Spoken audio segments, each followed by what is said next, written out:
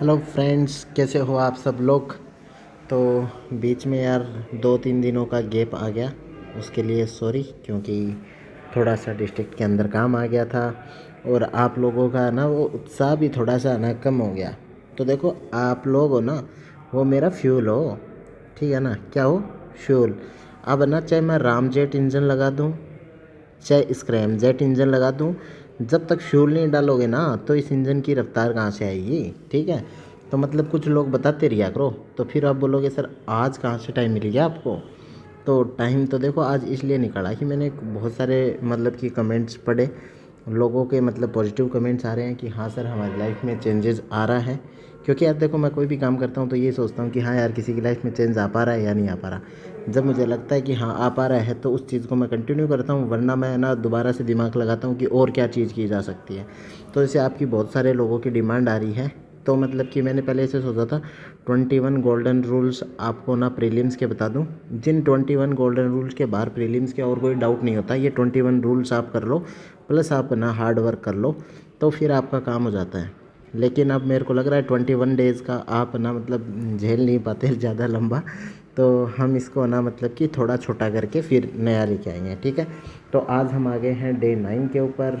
और ये जिन लोगों ने भी ना इंस्टाग्राम पे अपनी वीडियोस भेजी कि हाँ सर मैं इस तरीके से फ़ाइल बना रहा हूँ, और आपने जिन्होंने पिक्स भेजी हैं उन सभी लोगों को मतलब कि मेरी तरफ से यार कॉन्ग्रेट्स। कॉन्ग्रेट्स अब क्यों बोल रहा हूँ, क्योंकि you are surely going to win. ये मेरे को पूरा विश्वास है कि आप अब बहुत अच्छा करने वाले हो, ठीक है। अब आते हैं हम एक बार एक माइक्रो रिवीजन कर लेते हैं कि D1 को टाइम ब्लॉकिंग की थी, D2 को हमने पेरेटो प्रिंसिपल देखा था जो 80-20 के नाम से भी फेमस है। फिर D3 को मॉर्निंग में हिट करने को बोला था, ये जो पोमोडोरो ये 25.5 के नाम से फेमस है।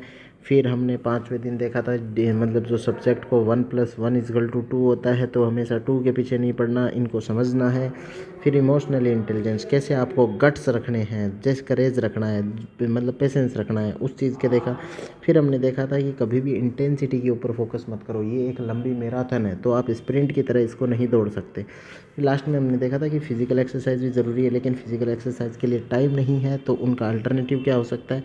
तो 5 मिनट लाफ, 6 मिनट ये, और ये वॉक में ना कई लोगों ने ना बहुत बढ़िया सजेशन दिया।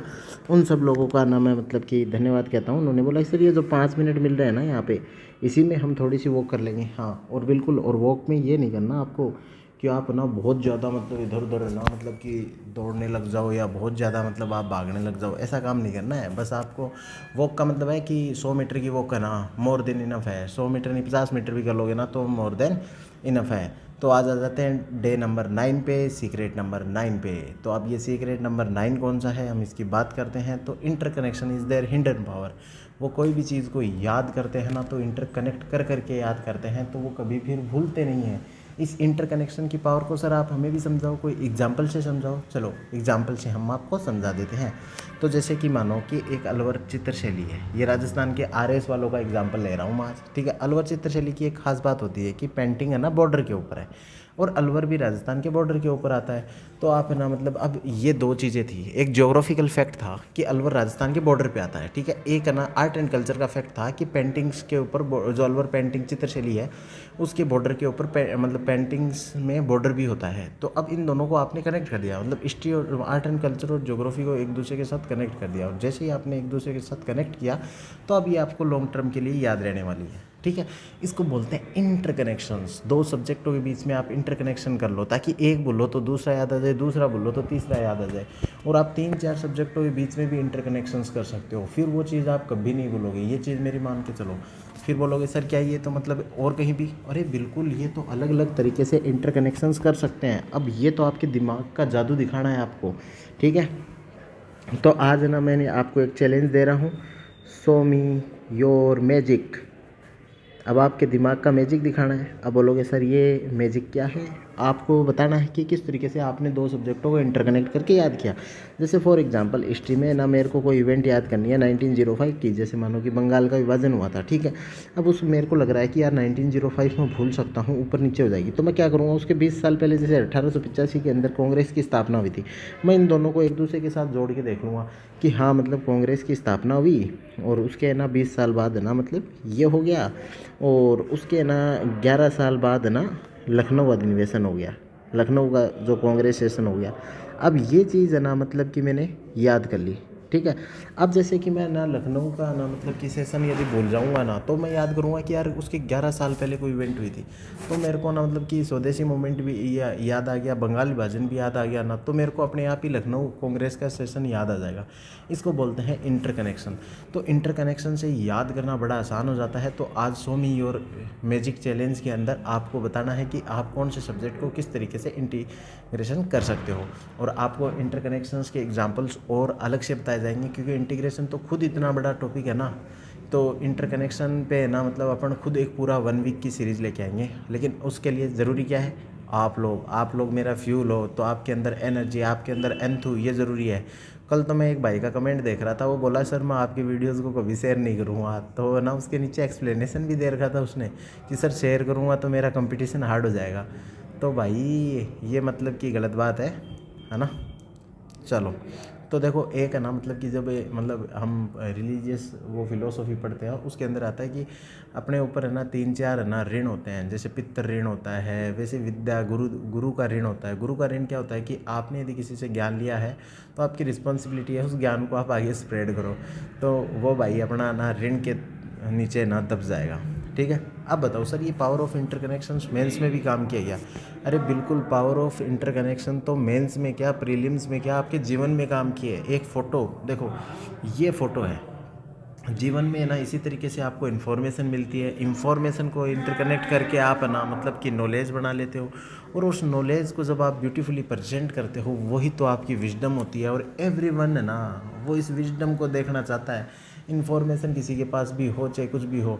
तो अब देख लो, एक लाइन आपको ना आसानी से समझ में आ जाएगी। कौन सी लाइन? वो लाइन बोलते हैं ना कि नो सर उसने तो बहुत ही पढ़ा था, सर उसने तो पढ़ पढ़ के मतलब लाइन लगा दी, इतनी किताबें पढ़ दी, बहुत ज़्यादा नॉलेजेबल आदमी है।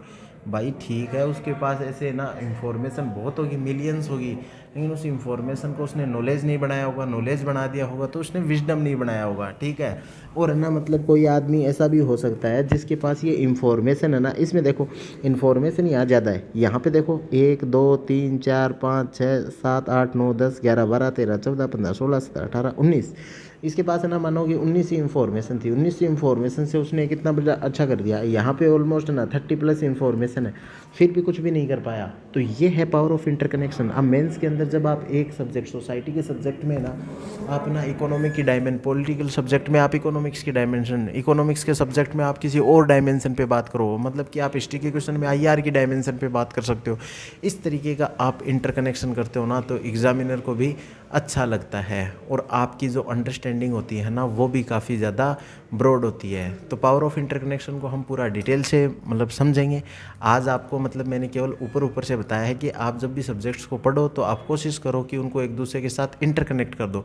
इंटरकनेक्ट करने से आप किसी भी चीज़ को मल्टी डायमेंशन से समझोगे, उसके सारे पर्सपेक्टिव को समझोगे, और याद करना आपको आसान हो जाएगा। क्योंकि ऐसा दिमाग है ना, मतलब देखो दिमाग के पास 10 इंफॉर्मेशन है, 10 आपस में एक दूसरे के साथ कनेक्टेड है मानो, ठीक है।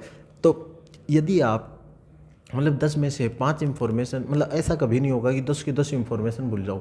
ऐसा होगा कि 2 इन्फॉर्मेशन आप पूरी भूल जाओगे, 2 इन्फॉर्मेशन आप 30% भूल जाओगे, 2 इन्फॉर्मेशन 50% भूल जाओगे, 2 90% भूल जाओगे, लेकिन 1-2 इन्फॉर्मेशन ऐसी ज़रूर होगी जो आपको एग्जैक्ट वैसी याद होगी। तो यदि आपकी ये 10-12 चीज़ें आपस में कनेक्ट होती है ना, तो एक इन्फॉर्मेशन याद होने से वो सारी की सारी याद हो जाएंगी।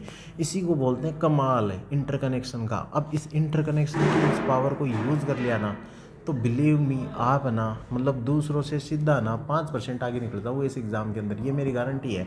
आप करना, और आज इस चैलेंज के अंडर में आप लिखना कि आपने कैसे कैसे सब्जेक्ट्स को आपस में इंटरकनेक्ट करके पढ़ाया। और आज मैंने आपके कमेंट्स नहीं लिए क्योंकि आज थोड़ा सा लेट हो रहा था, टाइम बड़ा बीच में से निकाला था, लेकिन फिर भी आपके लिए ना मतलब आपके कमेंट्स अगली बार लेके आऊँगा। जो शो मी मैजिक के अंदर जो सबसे बढ़िया कमेंट्स लगेंगे 5, उनको मैं ज़रूर लिखूँगा, ठीक है। तब तक के लिए बाय बाय।